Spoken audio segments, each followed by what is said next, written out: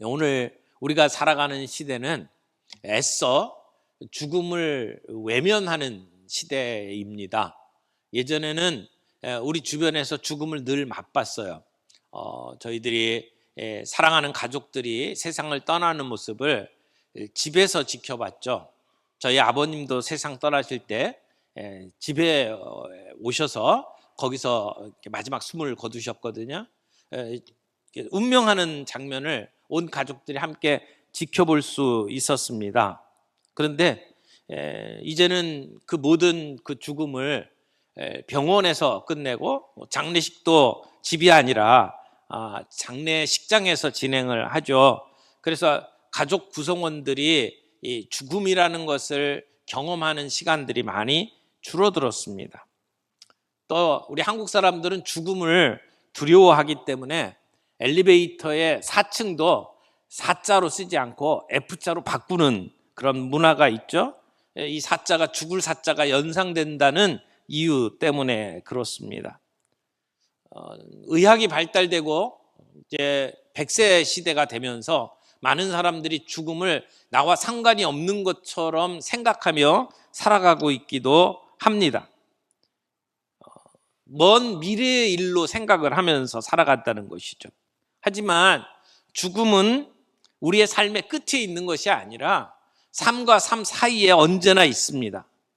올해와 내년, 이번 달과 다음 달, 그리고 이번 주와 다음 주, 그리고 오늘과 내일, 그 사이에 죽음이 자리 잡고 있는 것을 우리는 기억해야 합니다.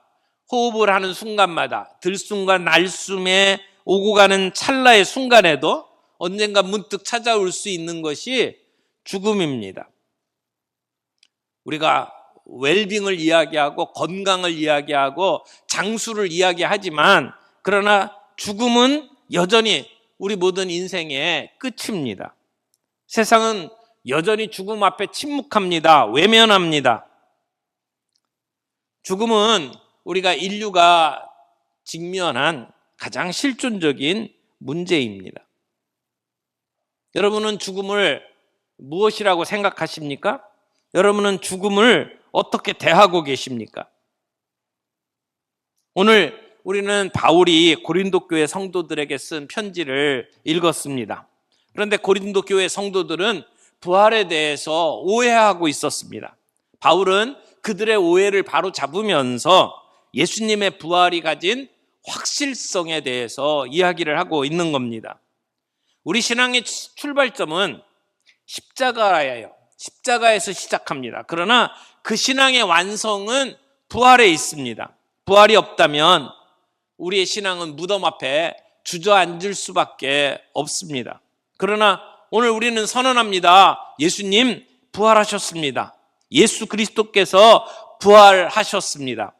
예수님은 우리 죄를 대신해서 십자가에 못 박혀 죽으셨습니다.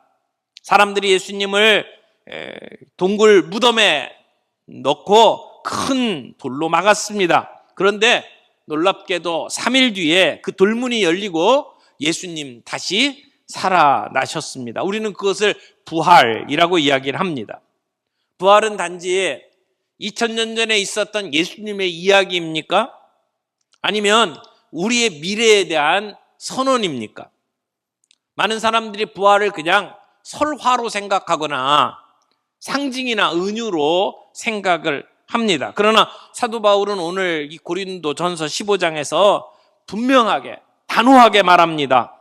절박한 마음을 가지고 그 교회 성도들에게 외칩니다. 예수님은 부활하셨다는 겁니다. 예수님은 실제로 역사적으로 신앙적으로 부활하셨습니다. 이 부활은 단지 한 사람이 죽음에서 부활한 것으로 끝나는 게 아니에요. 우리 모두에게 닫혀있던 무덤이 열렸다라고 하는 소식입니다. 예수님께서 부활하셨고 그분을 믿는 자들도 반드시 부활한다는 것입니다. 그래서 부활은 복음의 심장입니다. 예수님의 부활이 사실이라면 이 세상의 모든 게 달라집니다. 그 어떤 희망도 그 어떤 고난도 우리에게 새롭게 해석이 됩니다. 그래서 이 부활이 오늘 우리에게 어떤 의미가 있는지, 그리고 우리는 어떻게 그 부활의 신앙을 가지고 살아갈 수 있는지 오늘 몇 가지 주제를 가지고 말씀을 나누기를 원합니다. 첫 번째, 예수 부활, 나의 부활이라는 것입니다. 12절 말씀 보겠습니다. 그리스도께서 죽은 자 가운데서 다시 살아나셨다 전파되었거늘 너희 중에 어떤 사람들은 어찌하여 죽은 자 가운데서 부활이 없다 하느냐. 지금 사도 바울은 부활에 대해서 아주 강하고 단호한 어조로 부활이 사실이다 라고 하는 것을 이야기를 합니다. 그런데 사도 바울이 이렇게 부활에 대해서 강조하는 이유가 뭐냐면 고린도 교회 성도들 가운데 부활이 없다라고 주장하는 사람들이 있었기 때문입니다. 왜 이들은 부활을 믿지 않았을까요? 그들은 세상의 철학에 영향을 받고 있었던 사람들입니다. 그리스 철학, 그 그리스 사람들이 가르쳐준 철학에 영향을 받고 있었기 때문에 그래요. 그때 당시에 철학자들은 이원론을 주장을 했어요. 그래서 우리 눈에 보이는 것들은 악하고 불완전한 것이고 눈에 보이지 않는 것들이 선한 것이고 영원한 것이다. 이렇게 가르쳤어요. 그래서 우리의 육체는 감옥이다. 죽음을 통해서 우리는 불멸의 영혼으로 해방될 수 있다. 그렇게 가르쳤단 말이에요. 그러니까 우리 이 몸에 대해서 악한 것이고 거기서부터 우리는 해방되어야 된다고 그렇게 가르쳤던 그리스의 철학을 영향을 받았던 사람들이 부활에 대해서 그런 생각을 가지고 신앙생활을 하니까 부활은 없다. 예수를 믿는다고 교회에 와 있으면서도 부활이라는 거는 그건 있을 수가 없는 것이다. 그렇게 생각을 했다는 겁니다. 그런 사람들에 대해서 사도 바울은 부활이 있다라고 이야기를 하는 겁니다. 13절 보겠습니다. 만일 죽은 자의 부활이 없으면 그리스도도 다시 살아나지 못하셨으리라. 예수님의 부활 이전에 부활이라고 하는 것 자체에 대해서 부정하고 있던 사람들에게 부활이라는 게 없다면 예수님의 부활이 어떻게 가능하겠느냐라고 이야기를 하는 거죠.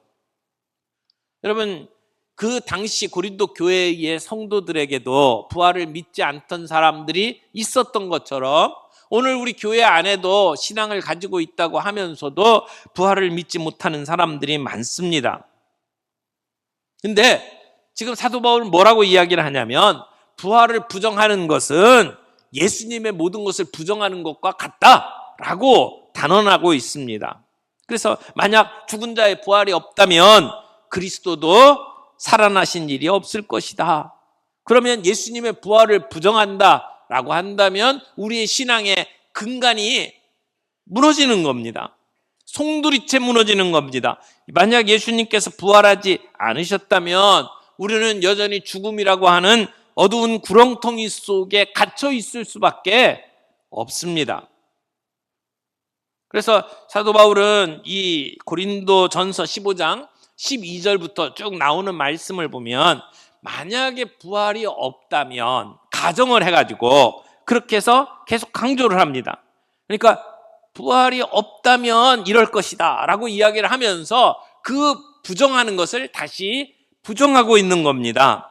죽은 자 가운데서 그리스도께서 다시 살아나지 못했다라고 만약 그렇게 믿는다면 어떤 일이 벌어지느냐라고 이야기를 하는 거죠.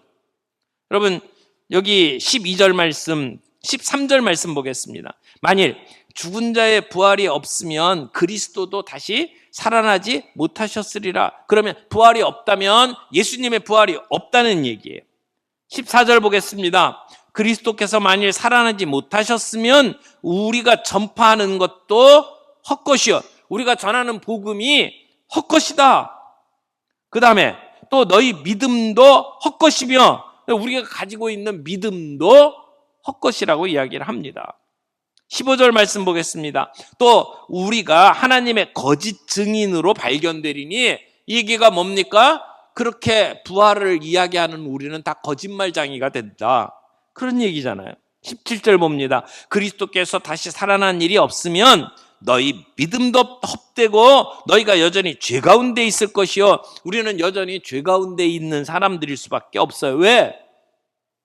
주님의 그 구원의 은혜, 그 구속의 은혜, 그 자유함이 사실은 무효가 돼버린다라고 이야기를 하는 거예요. 18절 보겠습니다. 부활이 없다면 또한 그리스도 안에서 잠자는 자도 망하였으리니, 죽은 자들 그것으로 끝난다는 거예요. 부활이 없는데 뭘 생각을 하겠어요. 19절 보겠습니다. 만일 그리스도 안에서 우리가 바라는 것이 다만 이 세상의 삶뿐이면, 우리가 부활이 없으면 내세가 없잖아요. 그래, 이 땅에서의 삶만 생각을 하면 우리가 어떤 사람이에요? 모든 사람 가운데 우리가 더욱 불쌍한 자이리라. 만약 부활이 없다면 우리는 헛된 것에 모든 것들을 낭비한 사람이 될 수밖에 없어요. 불쌍한 사람들이에요. 거짓말에 속아서 고난당하고, 거짓말에 속아서 죽임을 당하고, 거짓말에 속아서 사람들에게 배척을 당한 비참한 사람들이다. 그렇게 말할 수밖에 없다는 것이죠. 정말 그럴까요? 20절 보겠습니다. 사도 바울은 그러나, 여기 반전이 일어나죠. 그러나 이제 그리스도께서 죽은 자 가운데서 다시 살아나사 잠자는 자들의 첫 열매가 되셨도다. 실제로 예수님은 부활하셨습니다. 역사적으로 부활하셨습니다. 팩트입니다. 실제입니다. 부활은 단순한 상징이 아닙니다. 역사적인 사건입니다. 그리고 그 역사적 사건은 우리의 미래의 운명을 결정짓는 실제입니다. 그래서 사도 바울은 부활의 이야기가 단순히 사람들을 위로하기 위해서 꾸며낸 얘기가 아니라 사실이라는 것을 이야기합니다. 역사적 사건임을 이야기합니다. 그리고 이 사건은 우리 모두와 연결되어 있습니다. 예수님이 부활하셨다는 것은 단순히 예수님이 부활하고 끝나는 게 아니라 그 예수님과 연결된 우리 모두가 다시 살아날 것을 이야기하고 있는 겁니다.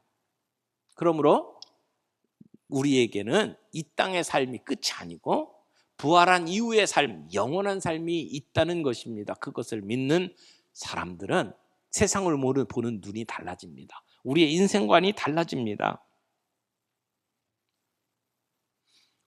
죽음의 경계선에 있다가 살아나온 사람들은 삶이 바뀌잖아요. 그것처럼 우리가 부활을 믿는다면, 그것으로 인해서 우리에게 믿음이 있다면 우리는 전혀 다른 사람들이 될 수밖에 없습니다. 세상이 달라 보이고 우리의 인생관이 달라진단 말이에요. 그래서 그리스도 안에 있으면 누구든지 다 새로운 피조물이라 라고 이야기를 하는 겁니다. 사랑하는 성도 여러분, 이 부활은 기독교의 가장 중요한 진리입니다. 핵심입니다. 이것을 부인하고는 기독교가 존재할 수가 없어요. 종교개혁자인 마틴 루터가 이런 말을 했어요. 신앙의 항목 가운데 이 부활 신앙이 가장 중요하다.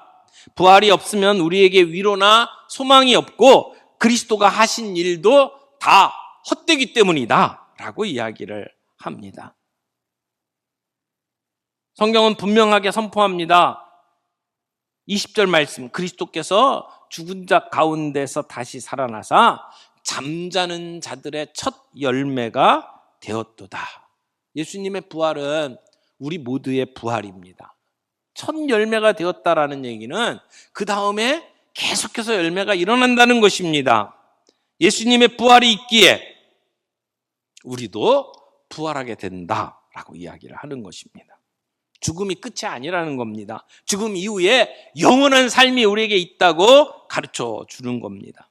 사랑하는 성도 여러분, 우리는 죽음을 어떻게 바라보고 있습니까? 부활을 믿는 자들은 장례식장에서 헤어짐의 슬픔 때문에 슬피 울 수는 있지만 그 눈물은 절망의 눈물이 아닙니다. 소망의 눈물입니다. 부활을 믿는 자들은 그 영원한 삶을 대비하면서 살아갑니다. 이 땅에서의 삶이 끝이 아니기 때문에 우리는 영원한 삶을 준비하면서 살아가게 됩니다. 부활을 믿으면 죽음에 대한 두려움 대신에 소망을 품고 살아갈 수가 있습니다. 부활이 그냥 단순히 어떤 교리가 아니고 상징이 아니고 그것이 역사적인 사건이고 그것이 우리에게 영향을 미친다면 그러면 우리는 우리의 일상이 달라질 수밖에 없어요. 우리에게 영원한 삶이 이미 시작되었음을 기억하면서 오늘 우리의 현재의 삶을 살아가게 된다는 것입니다. 그러므로 사랑하는 성도 여러분, 죽음에 대한 두려움을 내려놓길 바랍니다. 그 두려움은 이미 예수님께서 이겼습니다. 십자가에서 승리하셨고 부활로 확증하셨습니다. 그래서 우리가 살아가는 이 땅의 삶이 끝이 아니기에 오늘 이 땅에서 살아가는 삶 속에 우리가 겪는 고난은 다른 의미를 갖게 됩니다. 부활은 소망을 주는 단순한 약속이 아니라 소망을 현실로 만드는 사건입니다. 두 번째 우리가 같이 생각하고 싶은 것은 예수 부활은 죄에 대한 완전한 승리라고 하는 것입니다. 예수의 부활은 우리의 죄를 이깁니다. 16절 보겠습니다.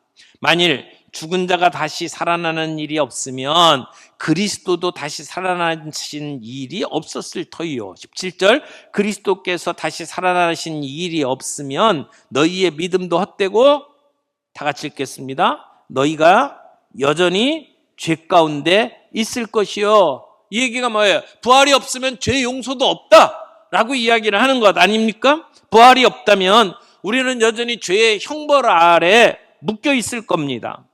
우리는 죄의 정죄 아래 있을 거예요.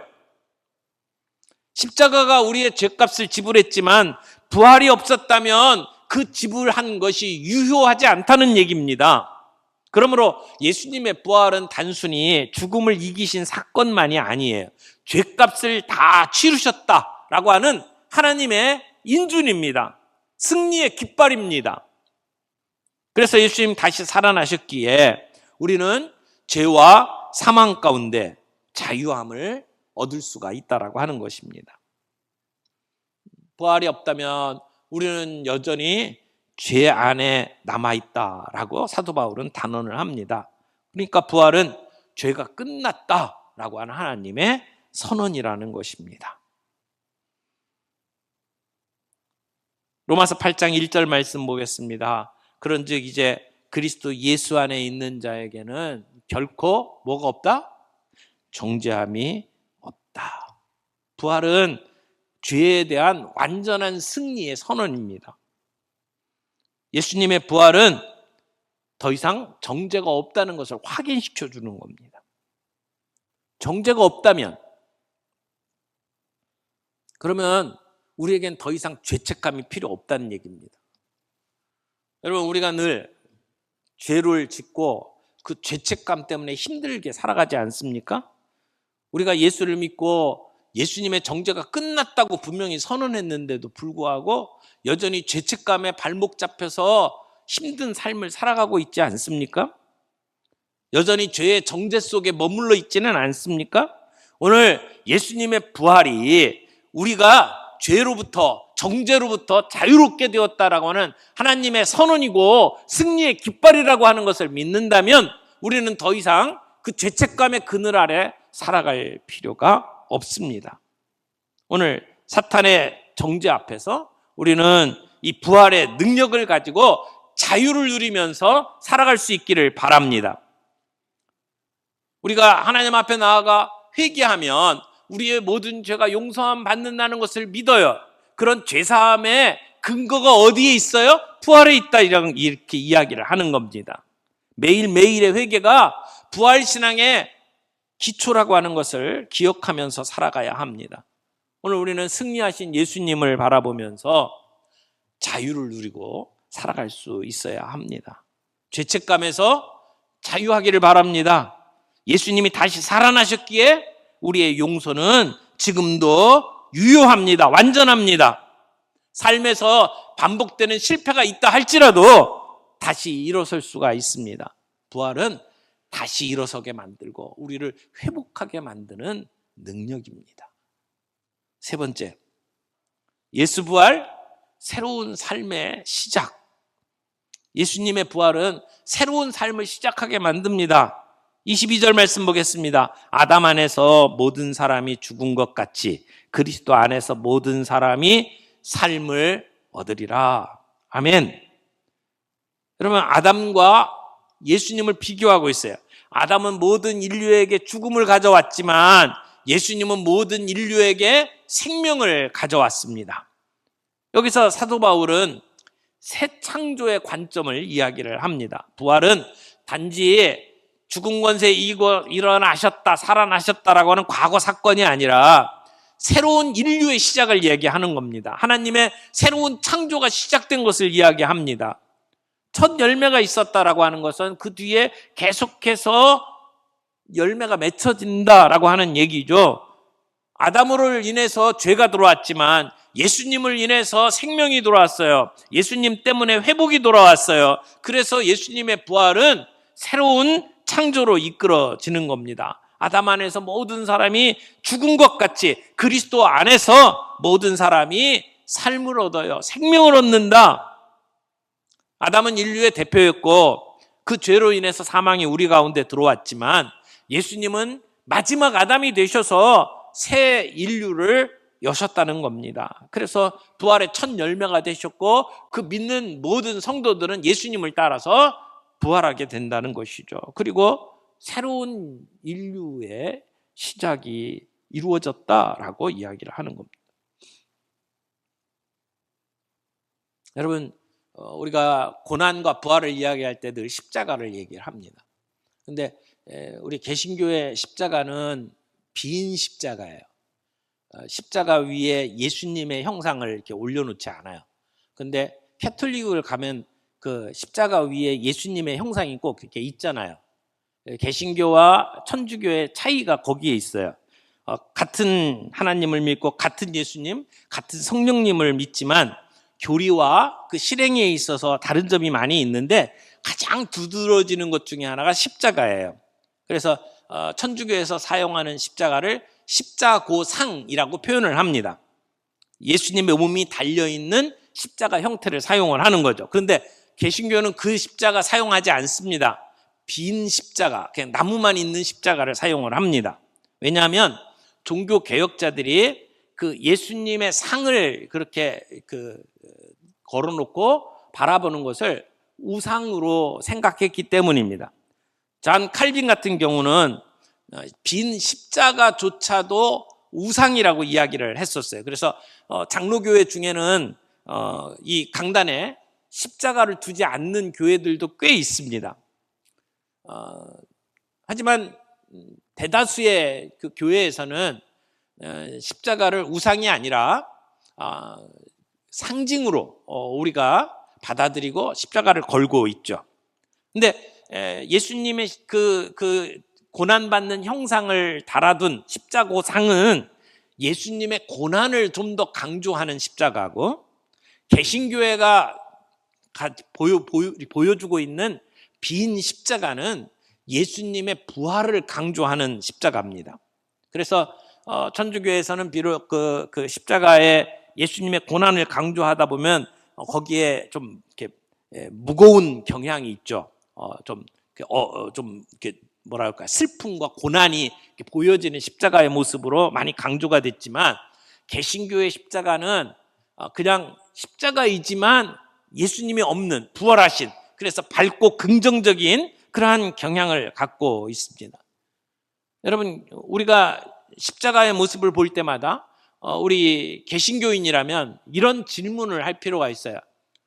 저 십자가에 매달렸던 예수님은 지금 어디 계신가?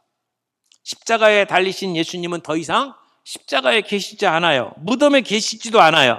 하나님의 아들이신 예수님은 부활하셔서 이미 갈릴리로 가셨어요. 그리고 나와 함께 먹고 마시고 즐기기 위해서 나를 기다리고 계셔요. 이것이 복음 아닙니까? 주님은 부활하셨습니다. 더 이상 무덤에 계시지 않습니다. 더 이상 십자가에 매달려 있지 않습니다.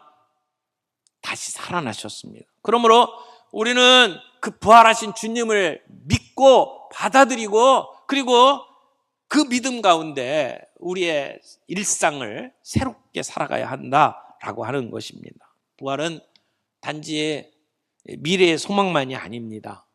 오늘을 새롭게 살아가는 능력입니다.